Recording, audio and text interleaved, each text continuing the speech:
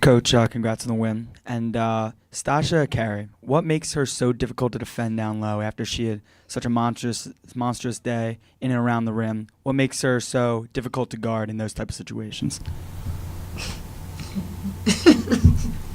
Did you really ask me that? It's a big girl, right? What do you think? Okay, we couldn't get around. I think that we have to prepare much more in advance. Generally, when the ball's moving from one side to the next, there's a position that you tell your players defensively.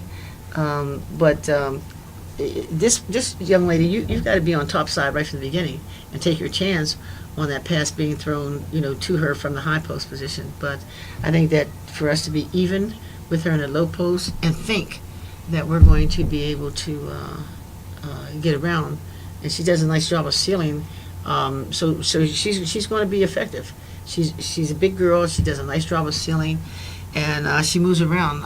And I know that you guys have seen the big girl from Iowa. Mm-hmm. She's the best there is. And so I'm not saying by any stretch of the imagination that this young lady is, but one of the things that impresses me most with that is that the young lady from Iowa knows how to seal. They know how to deliver the passes, and she's got good hands. And I'm sure that with continued work, this young lady is going to be much more of a factor, because we had a hard time getting around her, and there were several players of ours that picked up fouls trying to do that. Thank you.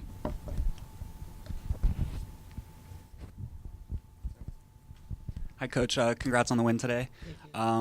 So Penn State was very active on the offensive boards tonight. They actually pulled down 15. How are you able to hold them off in the fourth quarter despite that?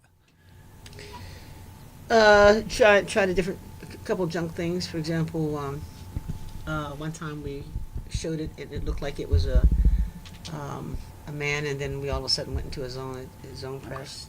Those kinds of things that would take them off.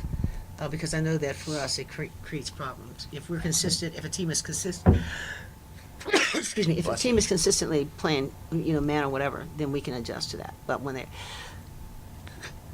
excuse me, when they're changing, that's what's going to happen. And we thought that we would just throw them off a little bit. At times when it looked like, they could break it below 10, then we would just switch the defense up, disrupt things, and then isolate and get the hit that we needed. And not worry about continuity within the offense, stretch it out a little bit, which then, as time wanes down, then it makes them a little more anxious to try to get the ball back, and there's bound to be mistakes there. I think that at the beginning I was frustrated with it because I thought that we played lackadaisical. We weren't pushing the ball down the floor, and it was okay. The ball was being taken out of our hands. We were halfway going at the passes and everything. And as a coach, you can warn against that. But foolishness creeps into the minds of young people who have not been there before. And that's what was happening to us.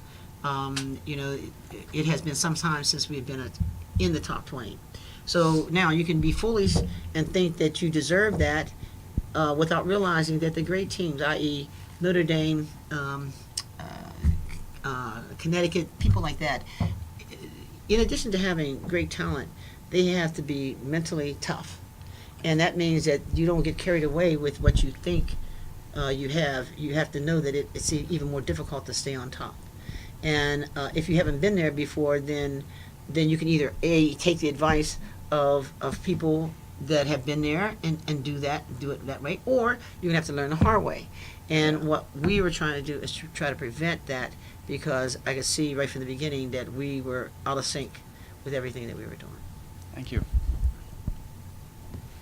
Any other questions for Coach? Thank you, Coach. Thank you.